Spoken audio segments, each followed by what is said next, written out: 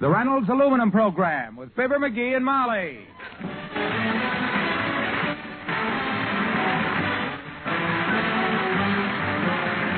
The Reynolds Metals Company, makers of Reynolds Aluminum, presents Fibber McGee and Molly, transcribed. The show is written by Phil Leslie and Keith Fowler and directed by Max Hutto, with music by the King's Men and Billy Mills Orchestra.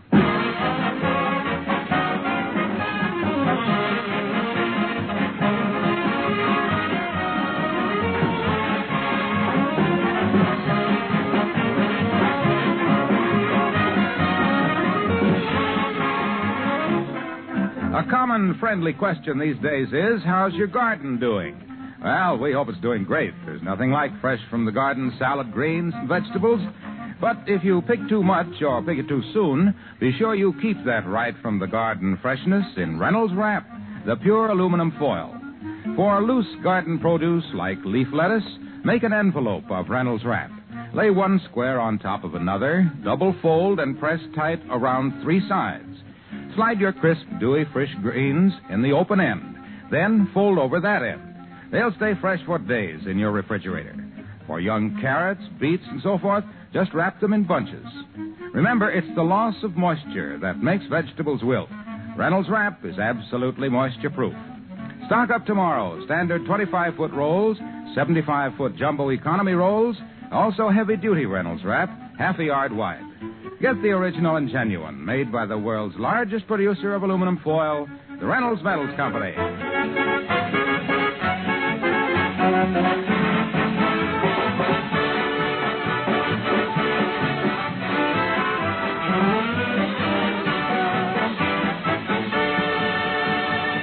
A sigh can be a very expressive sound. There's the happy sigh of the lover, the contented sigh of the tired man as he goes to bed. But for sheer bliss, nothing can touch this one. That's the sigh given after breakfast by the man of the house as we join Fibber McGee and Molly.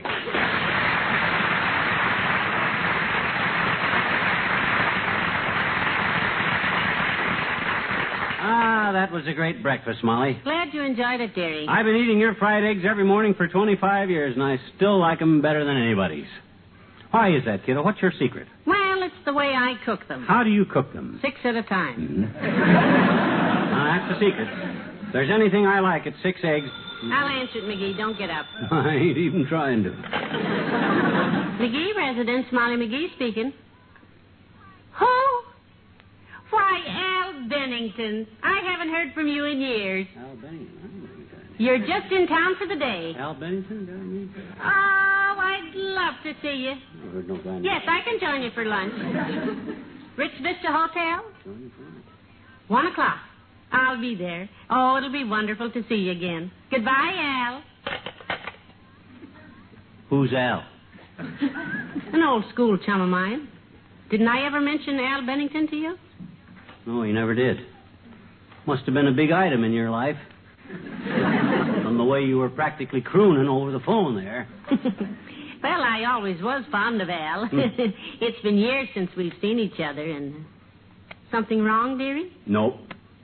Would you like me to fry some more eggs? Nope. What's the matter? Nothing's the matter. My gosh, just because my wife gets a phone call from somebody I never heard of that she was very fond of in school and snaps at a lunch date like a bullfrog snapping at a water bug, why should anything be the matter? Pop.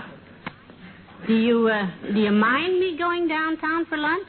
I mean, I could have Al out here if you... Why should I mind? You could have lunch with the entire Elks Club Drum and Bugle Corps in full uniform. I wouldn't raise the shortest hair in either eyebrow. Al Bennington is of no interest to me whatsoever. What's he do, a retired bootlegger? Of course not. Al is a very successful author. Writes romantic novels. Romantic. The junk they write nowadays. Give me the real fine old classics like Tom Swift and his plastic cheeseburger.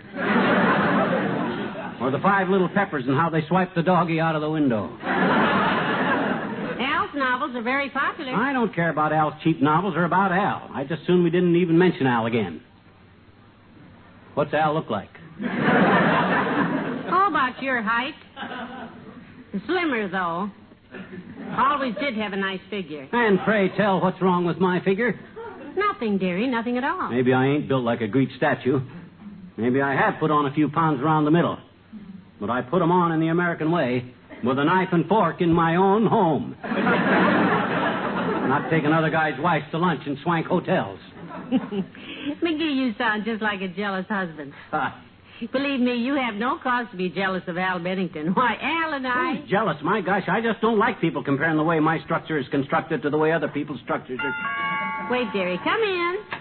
Oh, good morning, Dr. Gamble. Good morning, my dear. And a nod in your direction, vacuum top. Hi, Bulgernon. Bulgernon, what's that? Well, if that's what your name ought to be. Guys named Algernon are called Algie. And if there ever was a guy that ought to be called Bulgy, you're the one... Let him dribble, Molly. Huh? I find it quite amusing to be called bulgy by someone who's beginning to resemble a basketball wrapped for mailing. I think we'd better change the subject. Himself is a little sensitive about his figure today. No, I feel better now that Fatso's here. Besides, I could lose weight if I wanted to. I'm sure the doctor could, too. As a matter of fact, I tried it at one time, Molly. Yeah? For a very good reason. I met a girl, and Cupid shot an arrow into my heart. Oh. What you mean, arrow? Kid must have used a harpoon to get through all that love. You mean your girl wanted you to lose weight, Doctor? No, it was just my own pride, Molly.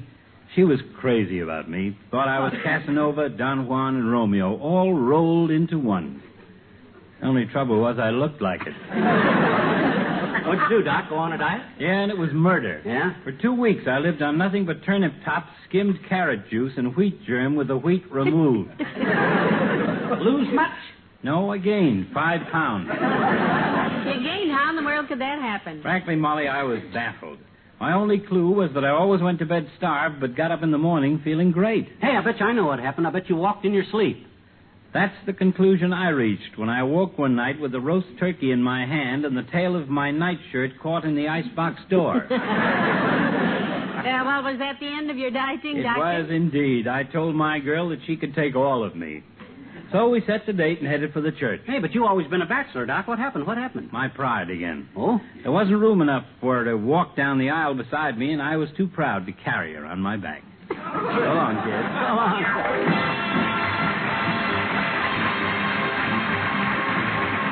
Billy Mills and the orchestra and Big Mamu.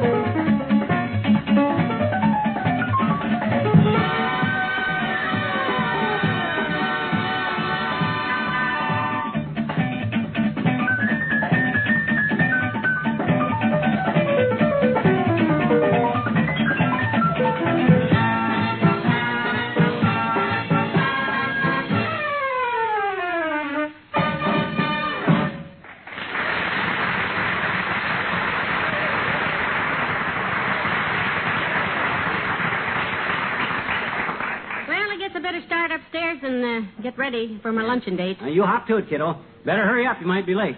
You only got 2.5 hours. Well, I do want to look my best when I'm going to lunch at the Ritz Vista, you know. Oh, sure. Big deal. Poof. Oh, dear. I wish you wouldn't get all upset, McGee, just because... My dear, if you think I'm upset just because you're going to lunch with your dear old school chum that I hope you eat $27 worth on, You're sadly mistaken. I don't even remember what his name is. Whose name? Al Bennington. You see, you do remember. You're jealous. Not me, baby. If anybody ought to be jealous of old school chums, you ought to be. I had a few in my day. Really? Betcha. Like Virginia Holly that sat in front of me in history class. We was always exchanging notes during the history quizzes. Love notes? Mm-hmm. Yeah, I'd write, I think you're cute. Who discovered the Pacific Ocean? And she'd write back, you're cute, too. Daniel Boone. Virginia must have been a doll. Yeah, she was just one among many. Every girl in that class wanted to get their hands on me. You don't say. Yep. They voted me the boy they'd most like to take the Vaseline out of his hair. Yeah, I had a cowlick in them days, and I put gobs. I'm sure you were the idol of the opposite sex, dearie, but I really must get dressed now. I'll be down soon. Okay. Ah, there goes a good kid. Thinks I'm jealous of her old school chum. And she's so right. By George, I ain't going to let her know how much I'm... Hello, pal. Oh, hi, Junior. Hey, what's the matter with you, pal? You sound a little gloomy. Oh, some guy named Al that Molly used to go to school with called her, and she's going to have lunch with him down at the sump room at the Wistful Vista. Well, that's perfectly harmless, pal. Gee whiz, you don't have to worry about Molly. You're not jealous, are you? You said it, I'm jealous. Doggone it, I never been up against anything like this before, Hilo. I don't know what to do. Should I run away from home? Or should I just leave her a note and go throw myself in the Fairgrounds Lagoon? At the shallow end, of course, among the lily pads. Well, I know what I'd do if I were you. I'd give her the old romantic treatment. Romantic treatment? Mm-hmm. Pitch a little woo at her, boy. Be so attentive and affectionate to her that she'll never give a thought to anybody else again. Get gooey, huh? Right. Look, go out to Dugan's Lake tonight. Take Molly out in a boat. An aluminum boat.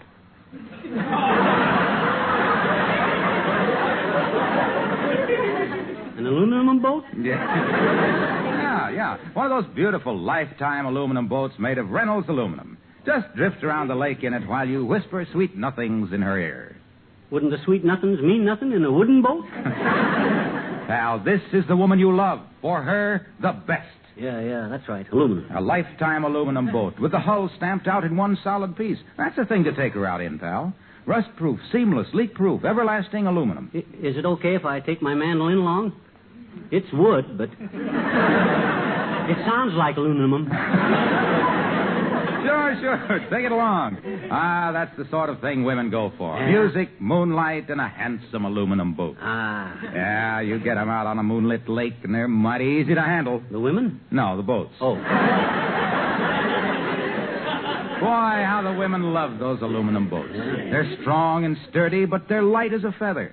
Without a bit of effort, you can hold them in your arms. The boats? No, the women. Oh.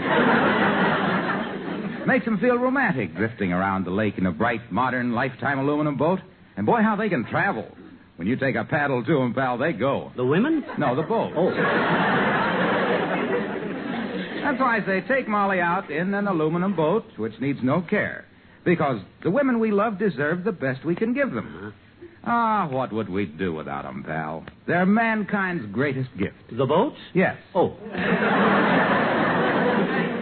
And they're really wonderful with outboard motors, you know.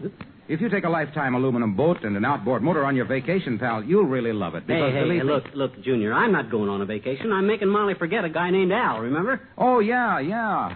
Worked so good, I forgot him myself. Yeah. Well, anyhow, that's how I'd handle this thing. Yeah? Yeah. The average man can make a woman think he's the handsomest, most charming guy that ever lived if he gives her the treatment I suggested. Just an aluminum boat and a mandolin will do it, huh? Well, in your case, it might take a steam yacht and a pipe organ. So long, pal.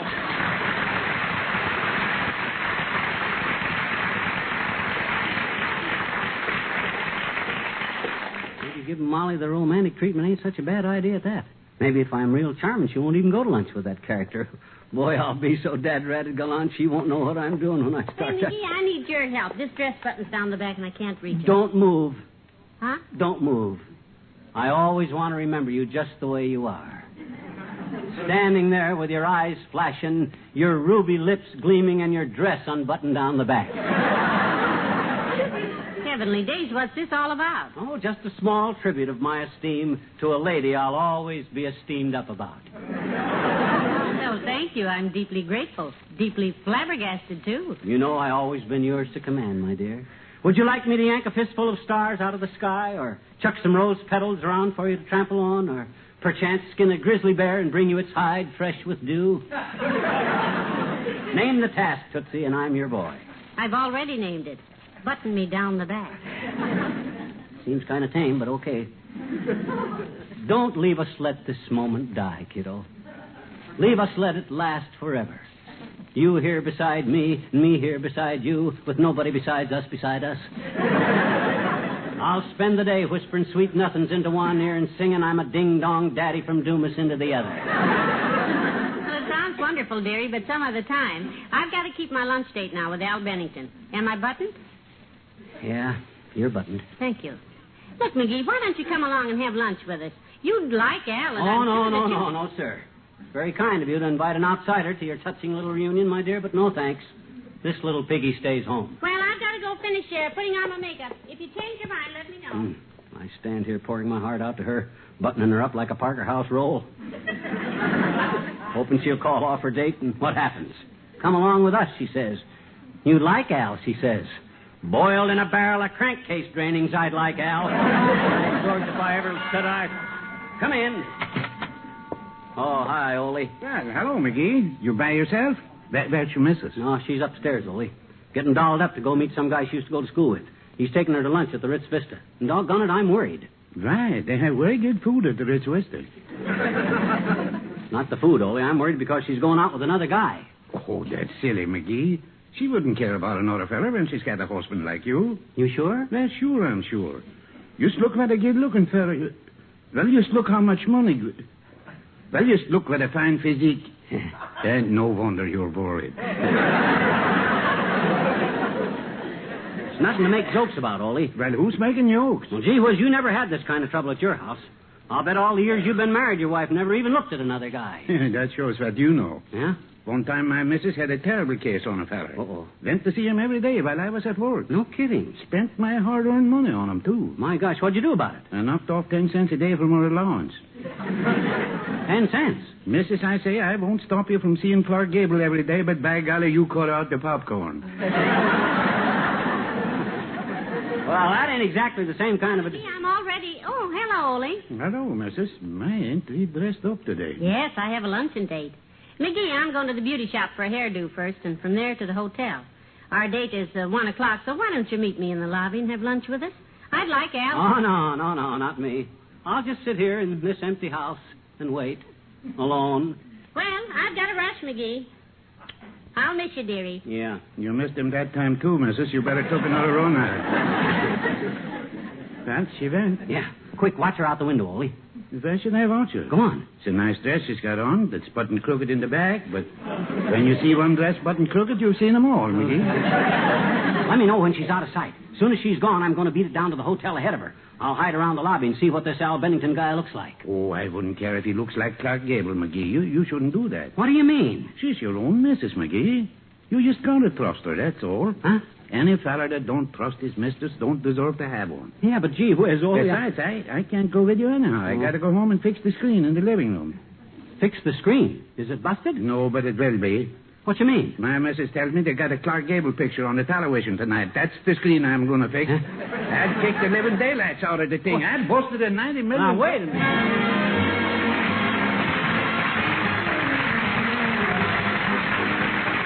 King's Men and Me and Marie. You ought to see little me and Marie by the old seaside. By the ocean we set and we pet and we pet till we get swept off by the tide. You may have been to Coney and kept both of your eyes open wide, but you ought to see me and Marie by the old seaside.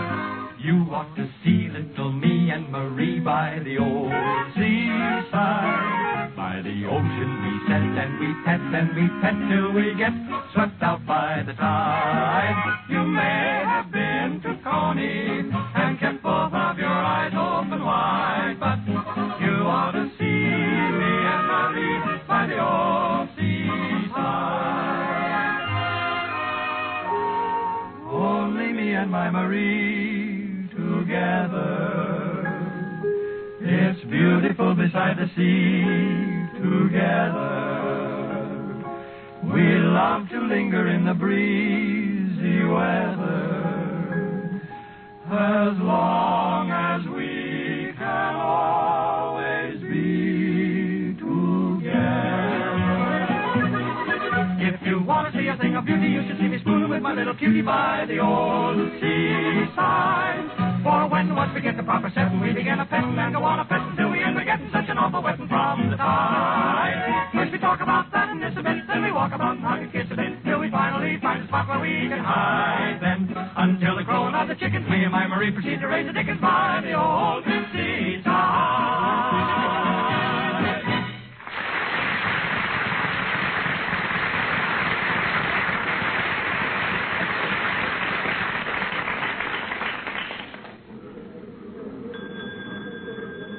Hotel sure is packed today. If I could stay here behind these potted palms, I can spot Molly and that Al Bennington when they come in the front door. I just want to see what kind of a guy my wife... Hello, Mr. McGee. Oh, hello, Wimp. I knew it was your head peeping through the palm leaves. Oh. I was with Mr. Frobisher, and he said it was a coconut. But I said, no, that's Mr. McGee. Yeah, that's me. I just come in to cool off. Boy, I'm hot. What are you doing here? I've been attending the regular monthly luncheon of the Wistful Vista Bird Watchers. Oh? Oh, we had a dandy today. Something special, huh? Yes. The hotel chef prepared a lovely menu for us. Oh? On each plate was a mound of spinach arranged in the shape of a bird's nest. Oh. Inside the nest were tiny boiled potatoes egg size, and on the edge of the nest was a large meatball carved in the shape of a bobolink, holding in its beak a piece of spaghetti in the shape of a worm. Boy, he sure got into the spirit of it. Now we're all going to Walt's Malt Shop for a hamburger. On top of all that food? Oh, it was so cute we didn't have the heart to eat it. Oh. We just let it sit there while we had the songs and speeches. Songs and speeches, huh? Yes. We opened with our bird watcher's anthem. Oh. Off we go into the wild woods yonder, watching birds little and big. We may see a lavender sapsucker or a blue thingamajig.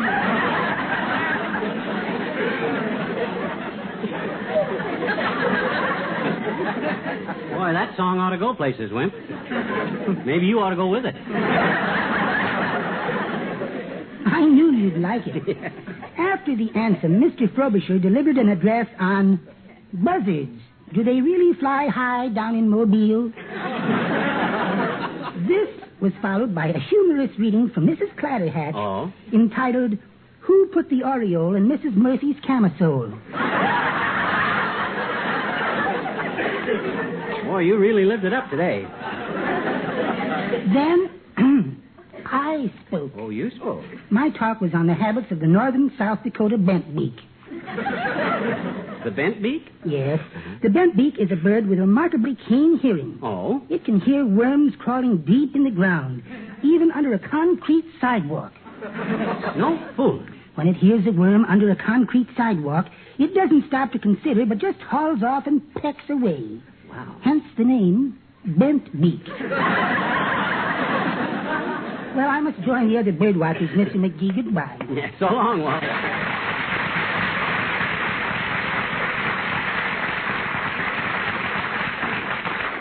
Glad he left before Molly and Al Bennington got here.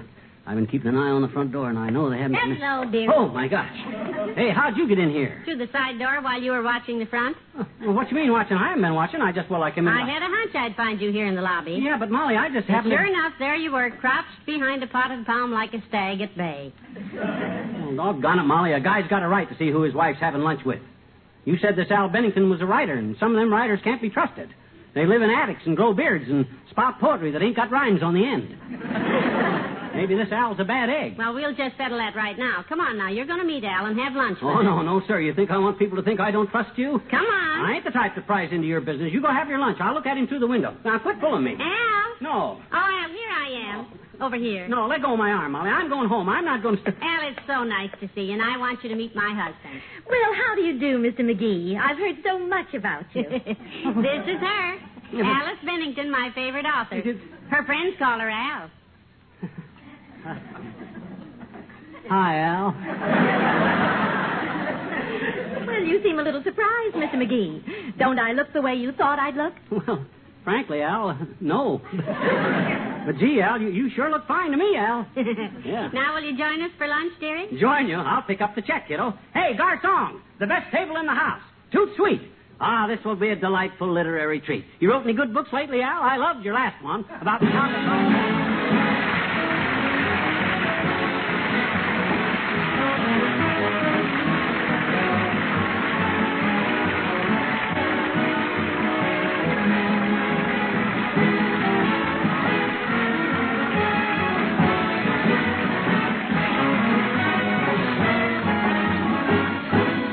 Fibber and Molly will be back in a moment. This year, the Ford Motor Company is celebrating its 50th anniversary. The Reynolds Metals Company salutes Ford on this full half-century of automotive progress, a half-century that almost coincides with the practical development of aluminum. Ford's early Model Ts and Model As had none of the modern metal in them.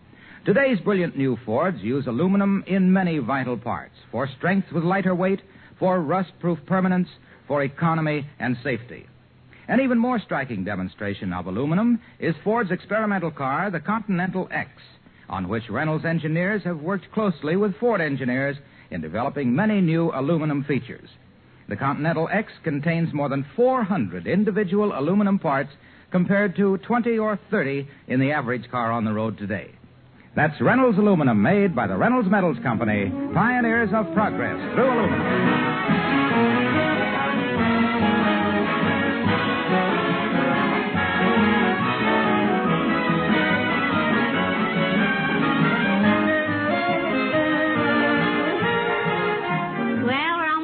Dearie. It was a wonderful lunch, wasn't it? Yeah. How'd you like my friend Al Bennington? Aren't you ashamed for acting so jealous? Kiddo, I sure learned my lesson today. So help me, I'll never do a thing like that again as long as I live.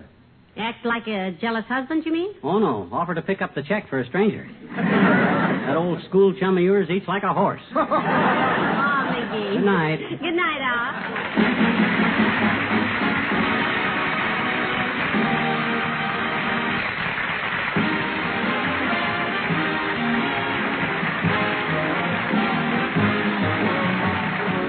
Metals Company, pioneers of progress through aluminum, has brought you Fibber McGee and Molly, transcribed with Bill Thompson, Arthur Q. Bryan, Dick LeGrand, Paula Winslow, and me, Harlow Wilcox. By the way, next Sunday is Father's Day. This is the one day in the year the American family pays tribute to the man who devotes the rest of the year to them. Don't forget to show him that he is appreciated. Sunday night is also the time to see Mr. Peepers, starring Wally Cox on NBC television. And be sure to be with us again next Tuesday night. Good night.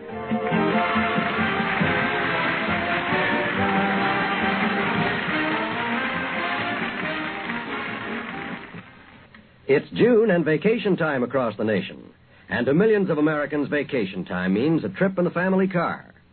When you drive to and from your vacation this summer, be sure to observe the speed laws. Remember, driving is a full-time job. Take your tip from the professional truck driver and keep alert, for at high speeds you can get into trouble fast through inattention to the road ahead. Slow down at sundown and always drive according to the prevailing road conditions. The life you save may be your own. Tonight, play Two for the Money with Herb Schreiner on NBC.